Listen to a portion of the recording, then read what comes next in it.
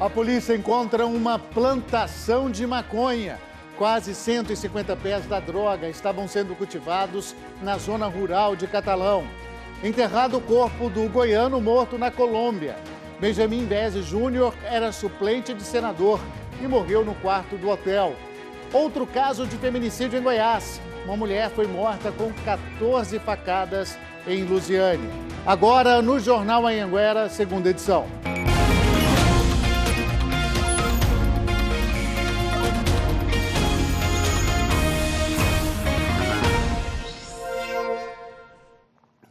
Muito boa noite para você, 7h18. Estamos ao vivo com as principais notícias da sua cidade e da sua região. E é grave o estado de saúde da mulher que foi agredida em Jataí pelo companheiro dela. Nós mostramos esse caso na semana passada. E hoje, as irmãs da vítima, Maria de Lourdes, elas prestaram depoimento. Vamos ao vivo com a Tássia Fernandes, direto, então, da cidade, para saber, Tássia, muito boa noite para você, quais são os próximos passos aí da investigação. Boa noite para todo mundo que acompanha a gente. Bom, o prazo para a conclusão do inquérito é dia 9 deste mês, mas o delegado que investiga o caso disse que deve concluir as investigações ainda nesta semana. Hoje as duas irmãs prestaram depoimento e a nossa equipe também conversou com essas mulheres que disseram que essa não foi a primeira vez que a Maria de Lourdes foi agredida. Elas também contaram que desde que a mulher se mudou aqui para Jataí, elas não tiveram mais contato porque o marido proibia. A agressão foi na quinta-feira da semana passada. Maria de Lourdes, de 23 anos, já passou por 2 cirurgias no Hospital de Urgências de Goiânia, onde está internada, respira com a ajuda de aparelhos e o estado dela é grave. Agora as irmãs aguardam a decisão da Justiça para poder ficar com os filhos da Maria que estavam com ela aqui em Jataí. As crianças têm 1 e 3 anos e estão no abrigo aqui da cidade. O suspeito do crime continua preso e a gente segue acompanhando as investigações. Luciano? E torcendo por uma recuperação plena e completa dela, né? Ela que pode, inclusive, ajudar muito nessa investigação, no caso do depoimento. Importante também o depoimento das irmãs. Obrigado, Tássia. E um temporal castigou o entorno de Brasília nesse fim de semana. Em Planaltina de Goiás, a água invadiu casas e deixou muita gente desabrigada. Um morador gravou o momento em que a água invadiu a casa dele. As ruas ficaram alagadas. Teve gente que precisou usar um barco para transitar. O muro da casa do Ronildo foi todo para o chão. Vim para cá, a água estava batendo no meu pescoço. Quando eu cheguei aqui, estava tudo energizado. Eu tive que aguardar a empresa chegar para poder cortar o fluxo de energia para que nós pudéssemos entrar. A força da água foi tão grande que arrebentou a porta dessa casa. As paredes estão com rachaduras. A Márcia perdeu tudo e conta que agora tenta resgatar pelo menos as roupas. Comecei a botar para lavar para a gente poder secar, porque móveis em si, nada. Já nesse lote, a cena é de total destruição. 2 casas foram interditadas pelos bombeiros. Muros caíram. Os moradores já saíram do lugar. Se tivesse anoitecido aqui, isso tinha acontecido de noite aqui, não tinha escapado de ninguém, não. Os vizinhos se uniram em uma rede de solidariedade para poder limpar toda a sujeira, pegar os entulhos, colocarem nas calçadas para os funcionários da prefeitura recolherem. Os bombeiros precisaram ajudar a população que estava praticamente ilhada. Usaram uma embarcação. Estamos realizando a inspeção dos imóveis, né, para ver aquelas que oferecem risco, né, para a população, que devem ser desocupadas, enfim.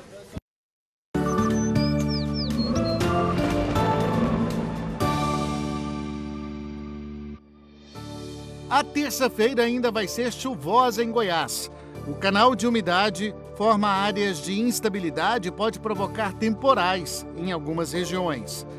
Atenção para o norte do estado, onde chove muito, volume de até 30 milímetros.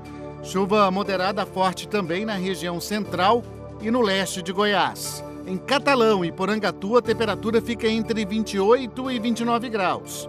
Em Lusiânia também. E Anápolis, a máxima não passa de 27. Jataí, 31 graus. E a Polícia Civil de Pires do Rio está investigando um caso de vandalismo numa capela da cidade. a imagem de São Pedro foi destruída. Eu vou chamar o Jonathan Moreira, ao vivo de Catalão. Já se sabe, Jonathan, boa noite. Quem cometeu esse crime, hein? Boa noite, Luciano, para você e para todos. Ainda não. Ninguém foi identificado, a polícia não tem pistas de quem quer que seja. Este ato de vandalismo acabou deixando a comunidade católica revoltada. Como você disse, aconteceu em Pires do Rio, que fica aqui pertinho de Catalão, na região sudeste do estado. A capela de São Pedro ficou nessa situação. Olha só a imagem, Luciano. É realmente uma imagem muito triste, não tem como não deixar a comunidade revoltada, né? Essa capela de São Pedro, que é administrada pela paróquia Sagrado Coração de Jesus e é ligada à diocese de Ipameri. Os vândalos aproveitaram aí que as missas são celebradas lá nessa capela uma vez ao mês, né? Porque é uma capela mais afastada da cidade. A imagem ficava em cima de uma pedra e quando os fiéis chegaram lá nesse fim de semana para a missa, se depararam aí com a imagem já nesta situação. Infelizmente, uma cena lamentável mesmo, né? A imagem, Luciano, tem uma altura de aproximadamente 1,5 m e tinha um valor estimado aí de R$20 mil. Foi uma imagem doada para a capela. Embora a imagem tenha sofrido esse ato de vandalismo, a igreja não sofreu nenhuma ação por parte dos vândalos. Vamos torcer para que sejam identificados e capturados, né, Luciano? Nesse caso aí, né, o que importa menos é o motivo. Tem que saber quem é que fez isso, porque são desrespeito à fé, né, das pessoas. Obrigado, viu, Jonathan? E olha, enfermeiros da unidade básica ou das unidades básicas de saúde de Rio Verde participaram de um treinamento hoje sobre o novo coronavírus. A ideia é preparar esses profissionais para receber pacientes com sintomas da doença nas unidades de saúde. No estado, 3 casos estão sendo investigados. Os cuidados fazem parte do protocolo do Ministério da Saúde. Na região, nenhum caso da doença foi registrado.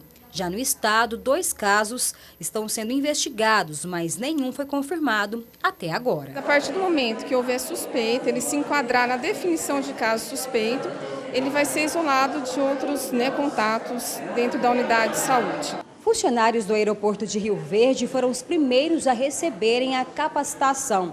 Por dia, cerca de 200 pessoas passam por lá. Um hospital particular da cidade está entre as 20 unidades do estado aptas a receber pacientes com sintomas da doença. O governador Ronaldo Caiado esteve em Rio Verde hoje cumprindo a agenda e disse que não há motivo para pânico, que o estado está preparado para fazer o tratamento de pacientes com sintomas do Covid-19. Goiás, então, já à frente dos outros estados, implantou o protocolo, áreas de isolamento. Tem hoje um laboratório que é o LACEN, que é referência nacional, é um dos 4 maiores do Brasil. E a Polícia Rodoviária Federal apreendeu R$150 mil em mercadorias contrabandeadas do Paraguai. Foi na BR-040. Os celulares, fones de ouvidos e videogames estavam no porta-malas de um carro, abordado porque estava em alta velocidade. A mercadoria não tinha nota fiscal.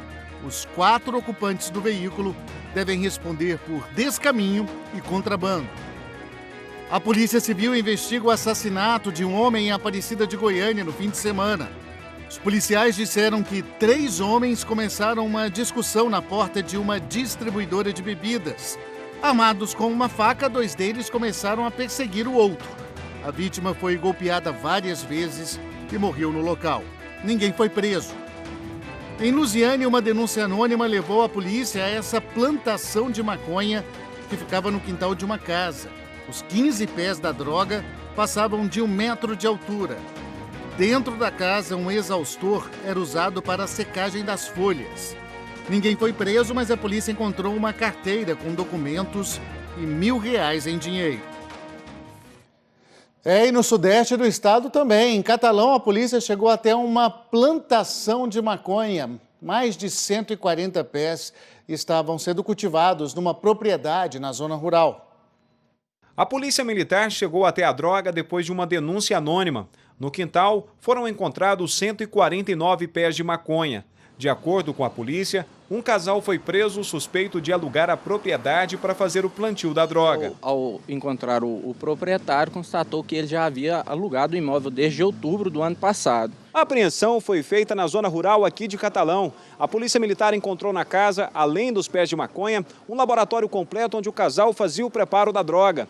De acordo com a polícia, os dois já tinham passagem pela polícia, um deles por tráfico e também roubo. A droga era preparada nesta sala. Havia grande quantidade de pés de maconha já e uma grande quantidade já seca, já pronta para o embalo. O casal suspeito está preso em Catalão à disposição da justiça e deve responder pelo crime de tráfico de drogas. Mais um caso de feminicídio em Lusiânia. A vítima foi morta a facadas. Isso foi na noite de ontem. Danilo Moreira está chegando ao vivo aqui com as informações. O que chama a atenção é a brutalidade desses golpes, né, Danilo? Exatamente, viu, Luciano? Boa noite para você, boa noite para todo mundo. A vítima é Antônia Lúcia Nascimento Silva. De acordo com as investigações, ela estava bebendo com o marido na companhia de outras pessoas. Antônia foi morta a facadas por um homem que, segundo testemunhas, é o sobrinho do marido dela. Ainda de acordo com as investigações, o próprio esposo seria o mandante do crime. Nós conversamos com o delegado que está investigando este caso e ele traz mais detalhes para a gente agora. Vamos ver. Ele foi autuado em flagrante por esse feminicídio. Em seguida, o grupo de investigações de homicídio aqui da Polícia Civil de Lusiânia já tomou conhecimento do caso, já está aprofundando as investigações e já conseguiu identificar os outros dois envolvidos. José Elísio Nobre Leal, marido de Antônia, foi preso. Os vizinhos ouviram os gritos de Antônia, que chegou a ser socorrida, mas morreu a caminho do hospital. O suspeito de cometer o crime ainda está foragido, viu, Luciano? A gente, inclusive, está vendo imagens aí de um outro caso, daquela monitora numa creche, o Danilo. A polícia terminou o inquérito, a investigação, né? Exatamente, viu, Luciano? Maria Celijane, que é cuidadora aí dessa creche, ela é flagrada nessas imagens aí da creche, né? Ela pegando essa criança, jogando no chão e depois nas imagens ela puxa essa criança à força. Esse caso aconteceu em janeiro, mas só foi divulgado na semana passada porque, segundo a mãe da criança, essa cuidadora voltou a trabalhar depois de ter sido afastada. Nós conversamos com a diretora aí dessa creche e ela disse que já afastou a cuidadora depois do inquérito e depois dessas investigações, viu, Luciano? Obrigado, Danilo. Bom trabalho para você em Lusiânia. Rápido intervalo e a seguir, lixo irregular leva à prisão dono de uma empresa de material reciclável. Já, já.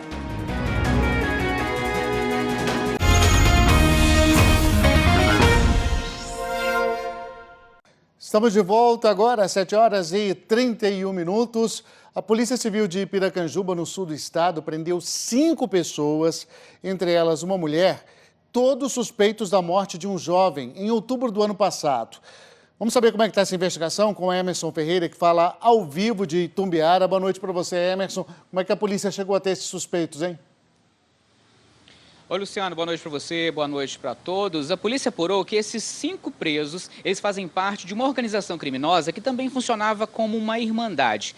Além de cometer diversos crimes, eles agiam para se proteger e também para se vingar de quem quer que seja que entrasse no caminho desse grupo. 5 pessoas foram presas hoje, são 4 homens e uma mulher, todos suspeitos de um homicídio de um rapaz de 20 anos. É o Matheus Martins Silva. Ele foi morto em outubro do ano passado em um lago lá de Pontalina.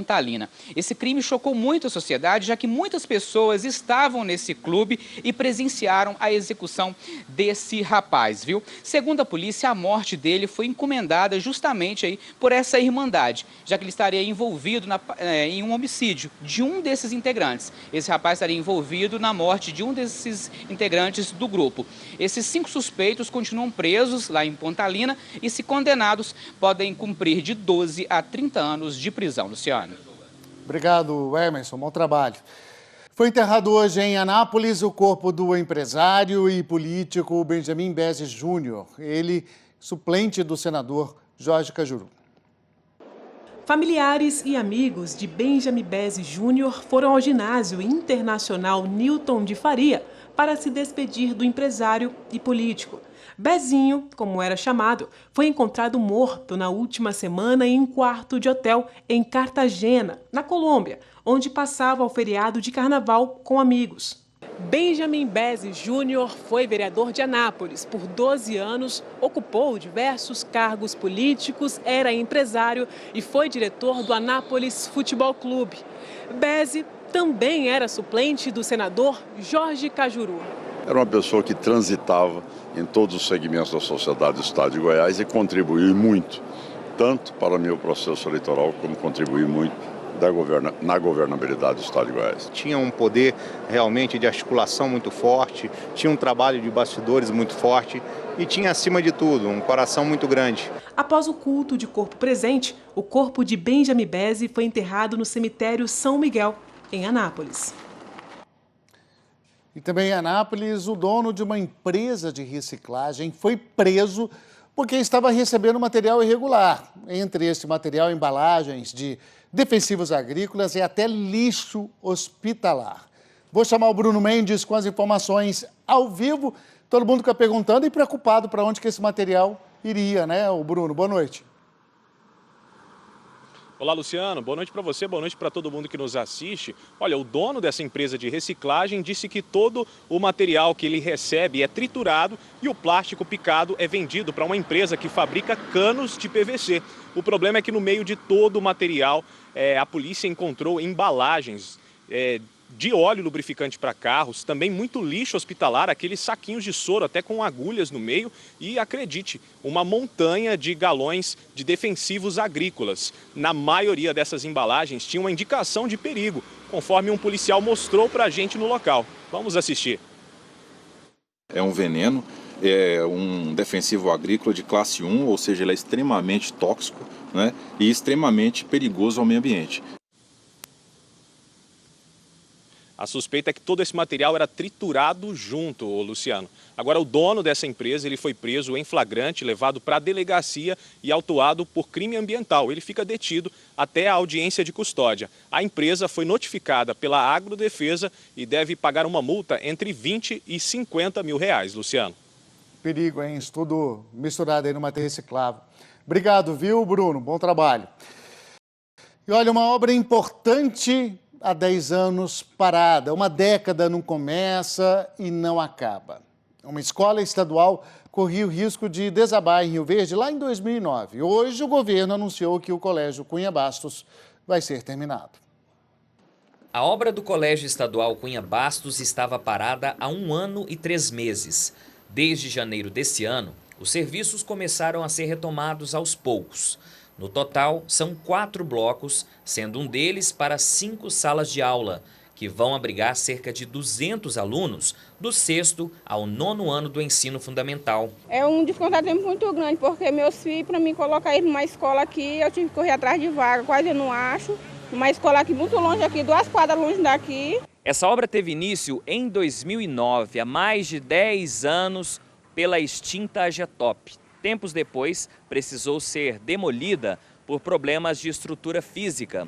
Foi retomada agora em 2018, mas por falta de pagamento do Estado à construtora, a empresa decidiu paralisar o serviço. Hoje pela manhã, o governador do estado, Ronaldo Caiado, assinou a ordem de serviço autorizando a retomada das obras de construção do colégio. Orçado em mais de R$1 milhão, o projeto prevê mais de 1.500 metros quadrados de área construída. Que seja concluído, né? E logo, né? A previsão de entrega da obra é para o mês de julho. Vamos falar de futebol agora. O clássico entre Vila Nova e Goiás terminou no empate e sem gols. Pela segunda vez no ano, o clássico terminou empatado. Mas dessa, Vila e Goiás ficaram no 0-0. Muitos cartões e pouco futebol. O zagueiro Adalberto do Vila foi expulso ainda na metade do primeiro tempo. E mesmo com um jogador a mais, o Goiás jogou mal de novo. E ainda teve 2 jogadores expulsos no segundo tempo, Léo Sena e Caju. O time esmeraldino muito criticado pelos torcedores. E com o técnico Ney Franco na corda bamba, vai ter uma decisão nesta quarta-feira pela Copa do Brasil. O Atlético, que goleou o Jaraguá e assumiu a primeira posição do Goianão, também. Os jogos valem vaga na terceira fase e R$1,5 milhão. Embalado, o Atlético vai jogar em casa contra o Santa Cruz. É o líder do Campeonato Goiano contra o líder do Pernambucano. Em crise, o Goiás vai jogar fora contra o Santo André, que é nada mais nada menos do que o líder do Campeonato Paulista.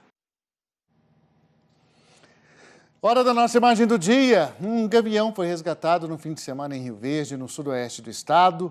Os bombeiros disseram que o animal foi encontrado no quintal de uma casa. A ave estava com uma pata machucada. Foi levada para uma clínica veterinária e assim que tiver recuperada vai ser devolvida à natureza. Outras notícias no Jornal Nacional. Fico aqui desejando uma boa noite para você e me despedindo com imagens de Itumbiara.